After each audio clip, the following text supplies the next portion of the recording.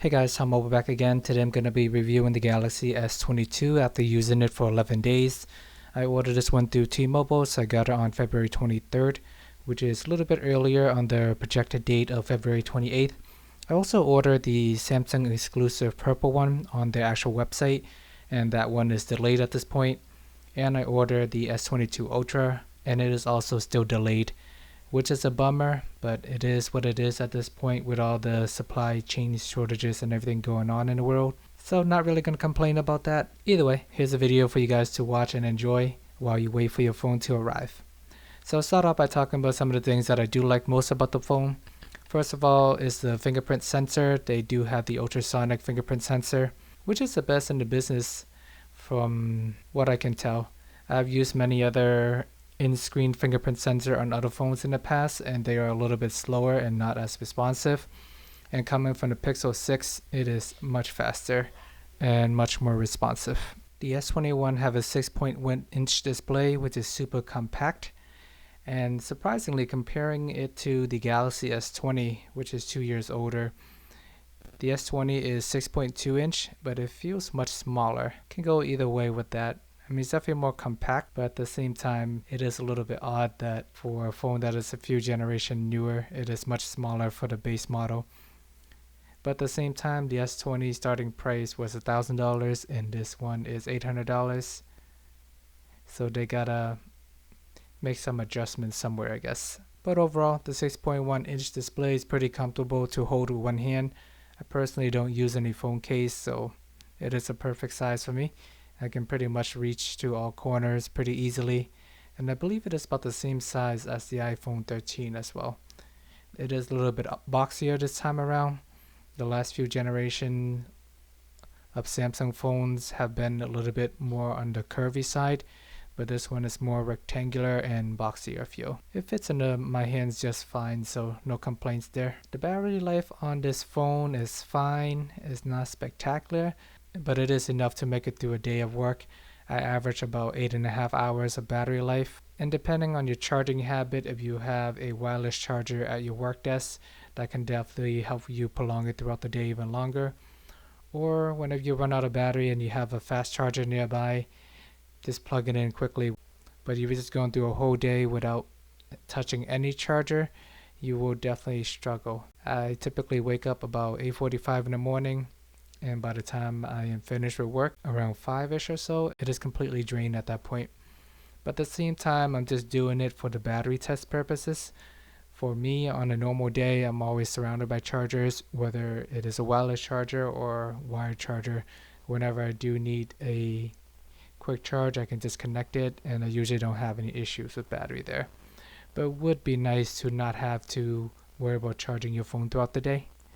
So it's probably one of the biggest downfall of this phone. One of my favorite features about this phone is the color itself. I am really digging the green color. I think it is one of the better looking one in recent years. I was a big fan of the purple one last year as well, but this is a good looking green. Pretty dark. I like the matted back as well. No fingerprint issues there. Ever since the Galaxy S6, where it had glass back, and a few more generations after that, is always super prone to fingerprints. But at least this one, they did a good job of mitigating that. And for whatever reason, in the Galaxy S21 last year, they decided to make the back out of plastic. It actually feels pretty similar, but just the fact that you're paying for a premium phone, you do feel a little bit gypped if it's made of plastic. Luckily this year, they did upgrade it to glass, so everything feels good. And since it is made of glass, if you drop it, it's going to shatter, so be careful there. Samsung did upgrade the glass to the Gorilla Victus Plus, a little bit stronger than the past. Still not shatter resistant or anything like that, but it's always nice to see a little bit of an upgrade. One feature that I did enjoy using is the Samsung DeX. I never really saw a reason for doing it before, but one day I did not have my laptop, and I just happened to have a monitor on my screen with a docking station. I just plugged the USB-C dock onto my phone and then start using it as a computer, which is pretty cool. The only downside from that is it does not have a dual monitor capability, surprisingly. I thought it'll be a little bit easier for them to do by now since everything's already connected to the docking station. But either way, it was still nice to play around with having YouTube on the big screen and just being a little bit more productive. There is creative ways for you to potentially use your phone as a second screen, but it's going to take a little bit more work and effort. But the way that Samsung made it, you're kind of just stuck with one screen, and then you can use the phone as like a mouse pad, but I already have like a keyboard and mouse setup, so it's a nice little feature to play with. I know in previous generation you need to buy additional accessory, but the last few years they built it directly into the phone. So if you're ever in need of a docking station or a monitor, it is a nice little setup just to play around with. Samsung have one of the best displays in the market, so no surprises there. I have no issues using this in the sun. If it's super bright outside, it adapts automatically, and I never have any issues or having trouble seeing this phone in the sun. That's a big plus there. It has some nice strong speakers, the latest Snapdragon processor. If you're in the US, if you're in other countries, you might get the Exynos version, but so far so good with the US version. I actually didn't experience any overheating issues or anything that I can recall. I remember in the S21, the phone got super hot and the battery died super quickly pretty early on, but did not have any issues like that this year with the Galaxy S22. So far so good. Another thing that I really do appreciate is that it does offer 4 years of Android upgrade. I know in the Apple ecosystem, they have had long updates for a while now. Even the iPhone 6s is still getting updates today, which is pretty amazing. And Samsung's actually leading the way on the Android space. Even the Google Pixel 6, they are only offering 3 years of update. For me, I actually upgrade pretty often, but I know most normal people tend to keep their phones beyond the 2 or 3 year mark, and it's nice to have those additional support. Especially these days with these newer flagship phones costing well over $1,000, it's hard to justify upgrading it so often. And I know like people are holding on to the phones longer, so it is nice to see that Samsung have made that leap in terms of software upgrade. Some of the things that this phone is lacking is an LTPO display. It does have a 120Hz refresh rate, which you can noticeably see if you're playing a lot of games. But if you're just scrolling around Twitter and social media, I don't think it's going to have too much of an impact there. But playing games like Pokemon Go, you do see like the smooth refresh rate and everything just moves around very quickly. So it's pretty satisfying there. But on like the higher end model, it does have the ability to drop it from 120 Hz all the way down to 1 Hz if you're just staring at a screen that's not moving, so that can help you save more battery there. Unfortunately, like I mentioned, this version does not have that capability, and it also have a smaller battery as well compared to the S21. This one have a 3700 milliamp battery compared to the 4000 last year, I believe. But with the new software optimization and everything, I found the battery life to be pretty similar, if not better than last year. It would have been nice to see them step it up a notch. I know the iPhone 13 series did a great job with the battery life, even from the iPhone mini all the way through their Pro Max. Like their Pro Max lasts like 2 or 3 days on a single charge, which is pretty impressive. And I remember using the iPhone 13, it literally will make it all the way till the end of the day, right before I go to bed. The S22 on the other hand, it usually just lasts through a work day. So iPhone definitely have the advantage there in terms of battery life. And with the camera bump being on the side of the top corner of the phone, it does look really nice. But if you're using it on a table, it does rock a little bit. Sometimes if you're typing on a table, it moves back and forth. It's a little annoying. I mean, it's not the end of the world, but it is something I did want to point out.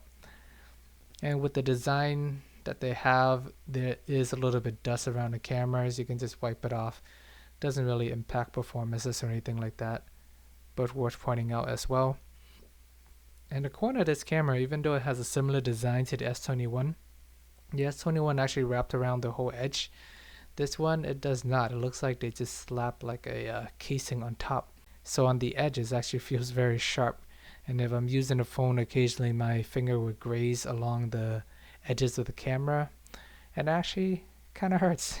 I actually was convinced that it is sharp enough to cut a piece of paper or something, so I actually tried doing it, but it didn't work.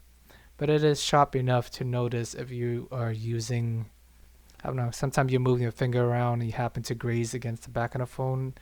It is a little sharp. But I think if you have a case, it wouldn't be an issue. It's gonna cover the whole camera hump. But for me, I personally like to use the phone the way it was built, and it is a little bit of a design flaw there. One thing I do miss about this phone is the ability to have auto music detection. The Google Pixel is pretty good at that, and when walking around in the store and they have music playing in the background, it just automatically tells me what song is playing. Just a nice little built-in feature. Pretty sure there's an app that I can download somewhere to locate that, but it's always nice to have it integrated into the phone and showing on the always on display without me having to figure it out and doing extra work for it. It's kind of funny. Camera is one of the best features of this phone, but I didn't mention it until now. But just in general, it's kind of a given at this point. Samsung have one of the better cameras. Cameras, display, hands down, Samsung does an excellent job with that. And for the price itself, it's a little bit expensive at the $800 mark, but I think you are getting a pretty premium phone. It is a nice design, good build quality, has a lot of good hardware inside of it as well. Nice fast fingerprint sensor, the newest Snapdragon processor, and you're going to get software updates for the next 4 years. So I think if you want a nice premium Galaxy phone, this is probably worth it at $800. But if you do want to spend the $1,000 mark, you're going to get the bigger battery and the bigger screen with the Plus model. And if you want the pen and even bigger battery and even bigger screen on top of that, then you get the Ultra. But I think this model will be enough for most normal people. Alright guys, thanks for watching. Let me know what else you want me to cover about this phone. I'm going to be using it for a while. Remember to like and subscribe, and see you guys next time.